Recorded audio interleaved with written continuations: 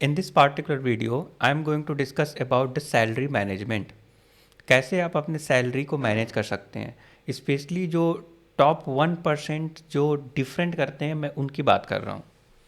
देखिए, जितनी सैलरी होती है लाइफ स्टाइल भी उसी के अकॉर्डिंग आपका होने लगता है, जो कि अच्छी बात भी है। इट्स एब्सोल्युटली ओके, कोई इशू नहीं है।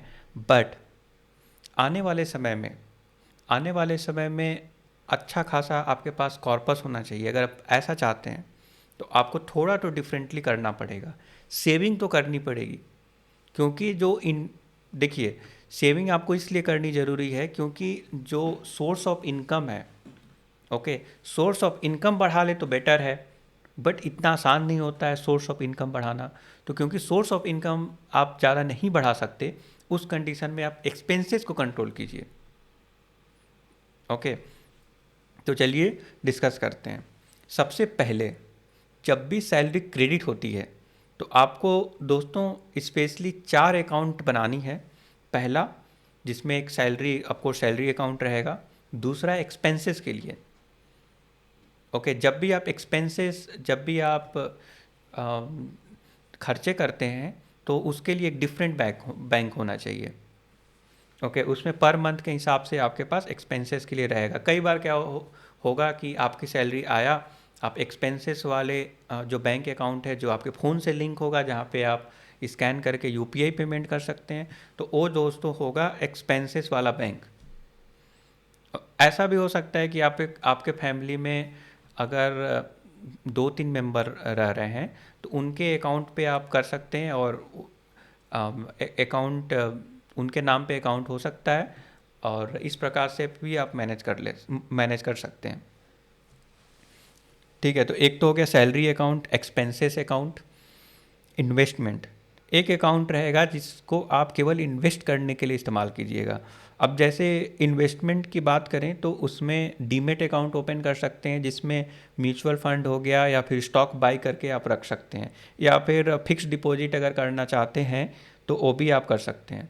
तो देखिए, एक तो हो गया कि आप सैलरी अकाउंट को ही अकाउंट में फिक्स डिपॉजिट कर सकते हैं। दूसरा, इन्वेस्टमेंट के लिए एक डीमेट अकाउंट आपके पास होना चाहिए, तो दो चीज़ कर सकते हैं।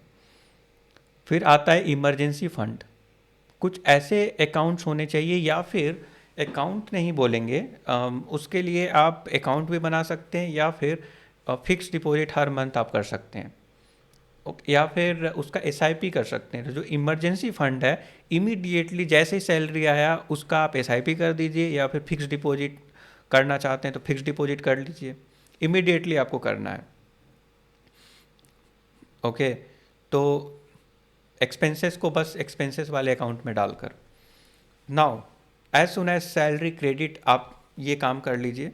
उसके बाद आपको कुछ खास बात का ध्यान रखना है, जैसे 50% एक्सपेंसेस, 50% सैलरी जो है एक्सपेंसेस में डाल दीजिए, 20% saving, 20% investment and 10% emergency fund. उसके बाद जैसे ही सैलरी क्रेडिट होती है दोस्तों, सैलरी क्रेडिट होते ही सबसे पहले क्रेडिट कार्ड का बिल पे करना है। ओके, इसको बिल्कुल भी अवॉइड नहीं करना है। कई केसेस में क्या होता है कि आप ऑफ़र अवेल करने के लिए क्रेडिट कार्ड इस्तेमाल करते हैं, बट जब भी क्रेडिट कार्ड इस्तेमाल कर रहे हैं तो उतना पैसा आपके अकाउंट में होना चाहिए। बट वो पैसा पे आप करेंगे तो आपको ऑफ़र नहीं मिलेगा। जैसे क्रेडिट कार्ड पे डिस्काउंट, एडिशनल डिस्काउंट मिल रहा है, उस कंडीशन में आपको क्रेडिट कार्ड ही इस्तेमाल करना है। तो दोस्तों, इस कंडीशन में इमीडिएटली कोई पहले चेक कीजिए, किसी भी क्रेडिट कार्ड का बिल अगर पेंडिंग है तो इमीडिएटली पे कीजिए। ओके, तो सैलरी आते ही जितने भी बिल्स हैं सबको इमीडिएटली आपको पे करना है। उसके बाद आता है एसआईपी। इमीडिएटली जहाँ जहाँ एसआईपी करनी है, जैसे इमरजेंसी फंड का एसआईपी करना है आपको, इन्वेस्टमेंट जो करते हैं उसका एसआईपी करना है, इमीडिएटली आपको कर देना है उसे। ऐसा नहीं होना चाहिए कि कुछ समय बाद करेंगे, उस कंडीशन में पैसे जो है स्पेंड हो जाते हैं और आपके पास पैसा होता नहीं है। तो ये चीज़ें इमीडिएटली करनी है जब भी क्रेडिट होता है। हमेशा याद रखिए कि 3 मंथ इमरजेंसी बफर बना के रखिए। और दोस्तों, अगर आप जॉब कर रहे हैं तो यहाँ पर भी आपको कुछ कुछ खास बात का ध्यान रखना है कि कई केसेस में क्या होता है, जॉब सिक्योरिटी के लिए 6 मंथ का आपके पास पैसा होना चाहिए। कई केसेस कभी कभी ऐसा भी हो सकता है किसी कारणवश आपकी जॉब चली गई, तो आपके पास सर्वाइवल के लिए 6 मंथ का पैसा है।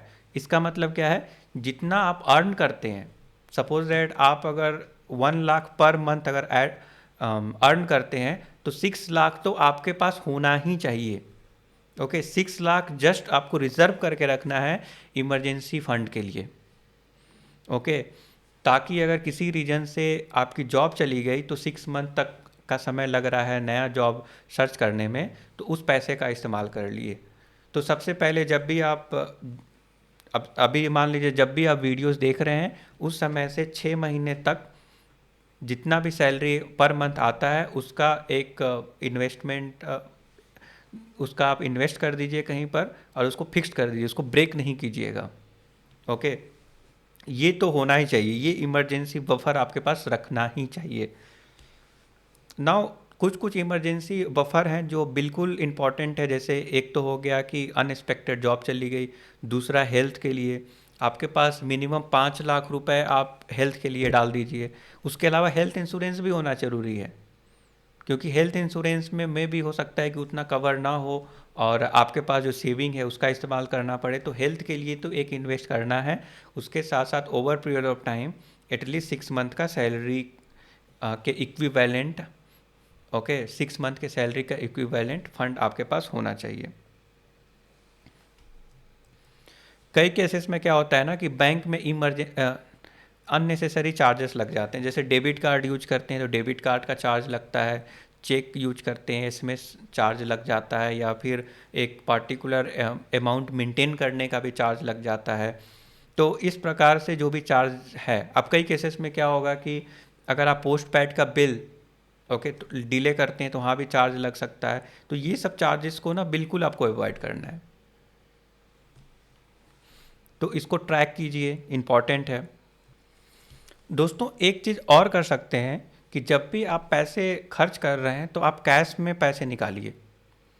ओके, सपोज दैट आप 10,000 कैश निकाले और पूरे महीने वो कैश पेमेंट कीजिए, ये ज़्यादा बेटर होगा।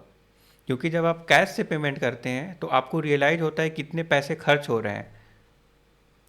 तो क्योंकि इसका एहसास दिलाने के लिए ये इम्पॉर्टेंट है कि आप कैश में पेमेंट कीजिए, क्योंकि आज के डेट में कई बार क्या होता है कि लोगों की सैलरी जितना है उससे ज़्यादा स्पेंडिंग करना स्टार्ट कर लेते हैं, लग्जरी प्रोडक्ट इस्तेमाल करने लगते हैं, जो कि बिल्कुल भी it's not a good practice.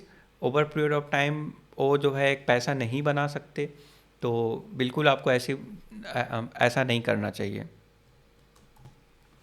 अगर आपके पास समय हो तो अपना टाइम इन्वेस्ट करना चाहिए न्यू स्किल एक्वायर करने के लिए, और न्यू स्किल एक्वायर करने के बाद आप फ्रीलांसिंग कर सकते हैं, पार्ट टाइम जॉब कर सकते हैं। और एक चीज़ और करनी है दोस्तों, जो अननेसेसरी चीज़ें हैं उसको भी आपको सेल करना है। ओके, अनयूज्ड आइटम अब कैसे सेल कर सकते हैं, सपोज अगर आप फ़ोन यूज कर रहे हैं, मे बी उस फ़ोन में स्क्रीन डैमेज है और उसको बनाने का कॉस्ट ज़्यादा लग रहा है, उस कंडीशन में उसको रखे रखे फिर और ज़्यादा ख़राब हो जाएगा। तो इट्स बेटर कि जो भी मिल रहा है उसमें उसको आप सेल कर दीजिए। तो कई सारे ऐसे जो चीज़ें हैं आपके घर में जो सेल करना पॉसिबल है, उसको बिल्कुल सेल कर देना चाहिए। सो आई होप कि आपको समझ में आ गया। Thank you.